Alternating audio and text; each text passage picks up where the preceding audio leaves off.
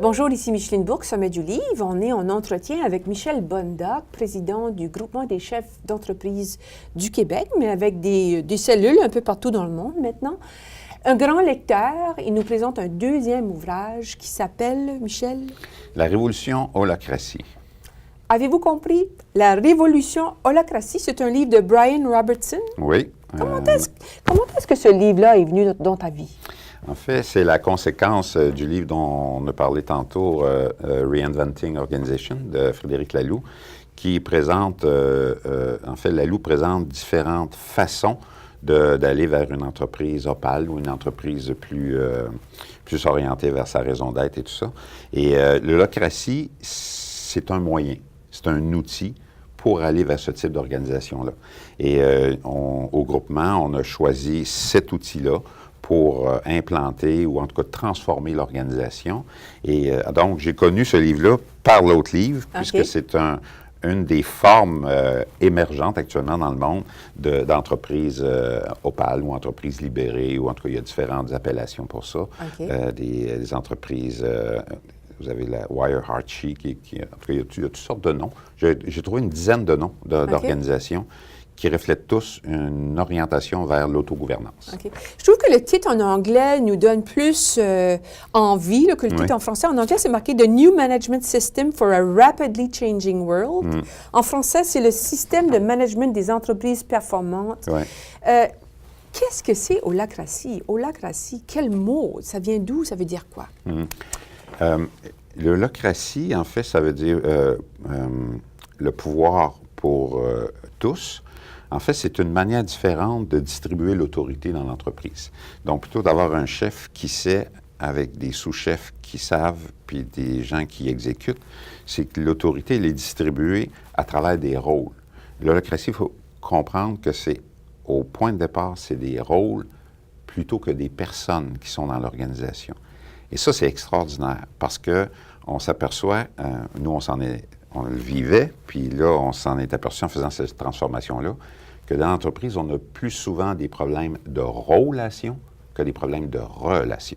En fait, ce que ça veut dire, c'est qu'une tension qu'on peut avoir ensemble, c'est pas nécessairement relié à notre personnalité, au fait que je m'entends pas bien avec Micheline, c'est que tes rôles et mes rôles ne sont pas clairs et génèrent une tension entre nous deux.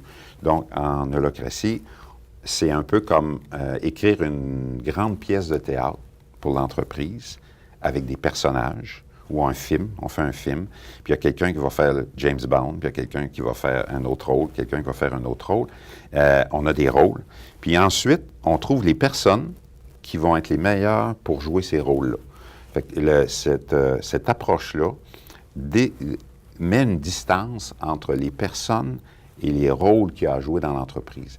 Et ça amène de la créativité, ça amène de la liberté, ça amène aussi beaucoup plus de fluidité. Alors pour nous, ça, c'était majeur. Donc moi, j'avais un titre qui était PDG, et ce titre-là, quand je le traduis en rôle, me donne une quinzaine de rôles différents. Alors quand je m'adresse à Micheline, je ne suis plus nécessairement le PDG, je suis dans un rôle qui parle à un rôle, puis on peut se retrouver dans une autre réunion où je suis dans un autre rôle et tu es dans un autre rôle. Donc, on met en valeur, on met de l'avant ce que l'organisation a besoin comme rôle, ce que le film a besoin comme personnage, puis après ça, on trouve les gens qui vont jouer les personnages. J'ai eu l'occasion d'assister à une de tes conférences récemment qui était absolument formidable, magnifique, vraiment très... qui nous ouvre les horizons. Et tu donnais l'exemple dans ce contexte-là de ta directrice de ressources humaines qui n'aimait pas organiser les événements et qui, par hasard, était une des passions de ton adjointe ou de quelqu'un d'autre. Donc, c'est un exemple très concret que finalement, cette personne-là qui n'aimait pas assumer ce rôle-là pouvait le donner à quelqu'un d'autre qui, elle, l'aimait. Donc, je trouve que c'était très concret comme exemple, très réaliste et probablement très commun aussi, où on est dans notre description de tâche, on est responsable de choses que finalement, on n'a pas de passion à le faire, on n'aime pas ça, on ne se sent pas habile, on ne se sent pas bien. Donc, c'est un environnement de transformation personnelle aussi, où on travaille beaucoup avec nos forces, nos talents. Oui, exactement. C'est ce que le livre présente, en fait, c'est comment aller vers cette organisation-là qui est basée sur des rôles, puis les rôles se retrouvent dans des cercles, et là, bien, c'est cette dynamique-là, ce fonctionnement-là qui est très organisé aussi, qui permet ça. Fait que ce qu'on prend, c'est qu'on passe de postes à des rôles. Alors que je disais tantôt, mon poste de PDG devient une quinzaine de rôles. Un poste de RH devient différents rôles, et ce qui était occupé par un poste, maintenant, si dans ce poste-là, on a créé 15 rôles, bien, c'est pas nécessairement la même personne qui fait tout. Donc, c'est là on met une meilleure adéquation entre les personnages. Puis avoir un grand personnage qui est joué toujours par la même personne, on a créé d'autres personnages, puis c'est d'autres personnes qui viennent jouer.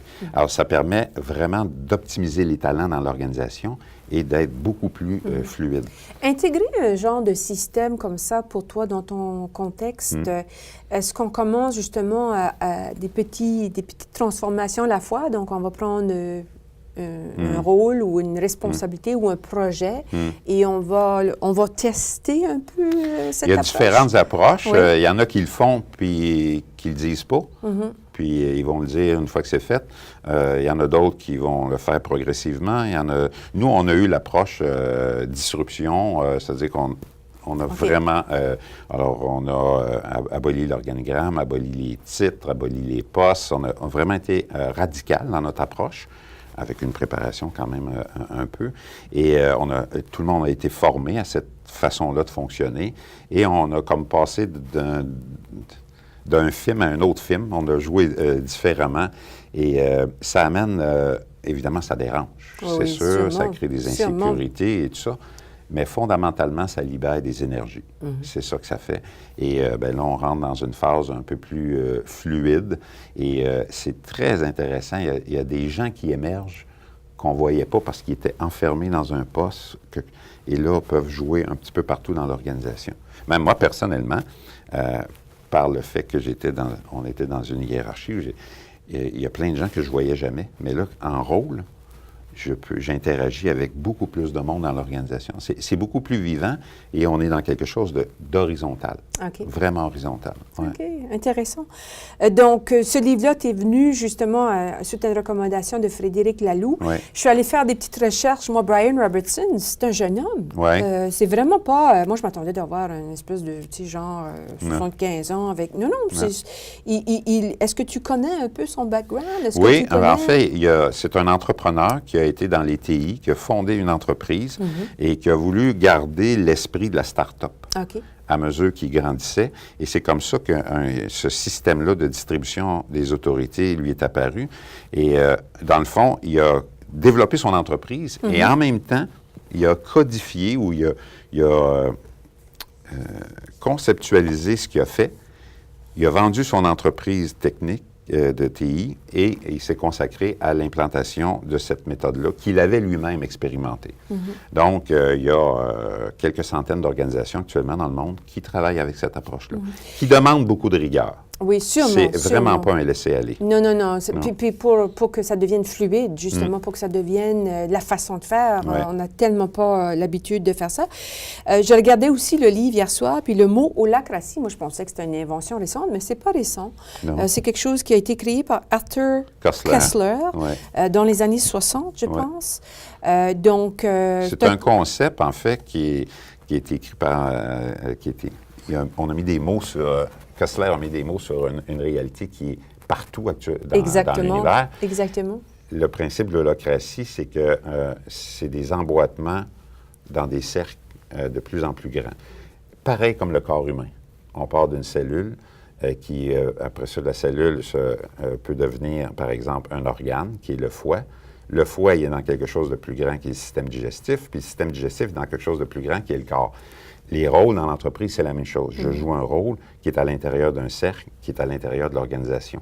Donc, chaque rôle, chaque personne qui joue des rôles est à la fois autonome, comme le foie, il est autonome, mais aussi interdépendant. Un foie en dehors du système digestif, ça ne marche pas. Non. Donc, c'est cette relation-là entre quelque chose de très autonome, qui est relié vraiment à une responsabilité assumée par quelqu'un, mais dans un ensemble plus grand qui fait que tu ne peux pas faire n'importe quoi.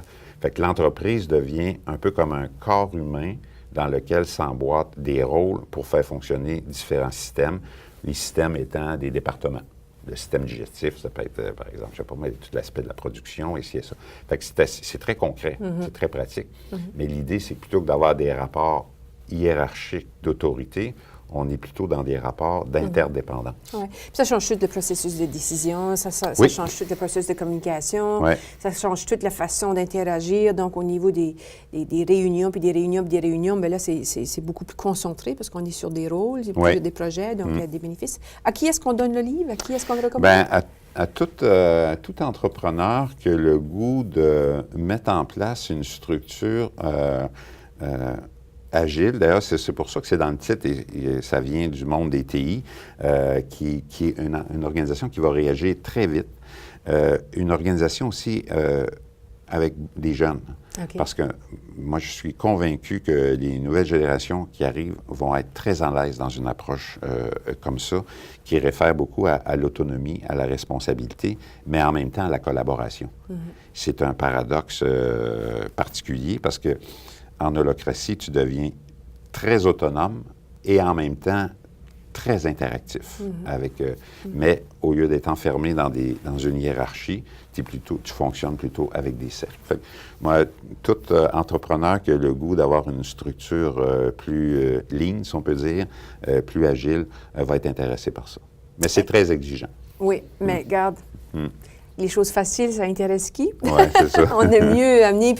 Et ça fait partie de l'évolution aussi, de prendre le mot qui me vient, c'est le plaisir de faire évoluer son organisation. On veut permettre à nos équipes, à nos employés, à ceux qui travaillent avec nous de s'émanciper, de grandir. Donc, bravo à toi d'avoir choisi de t'engager dans ce processus-là. Comme tu le dis, c'est exigeant. Donc, bravo. On le fait consciemment, les 50 collaborateurs ensemble, et on a fait le cheminement vraiment ensemble. Et c'est ça qui donne la force aussi à des changements aussi radicaux. Encore là, c'est pas un changement top-down, c'est plutôt une évolution où tout le monde a fait sa part. C'est une co-création. Ces changements-là, pour être effectifs et puissants, doivent être faits vraiment en si je peux dire, plutôt que imposés et dirigés. Excellent.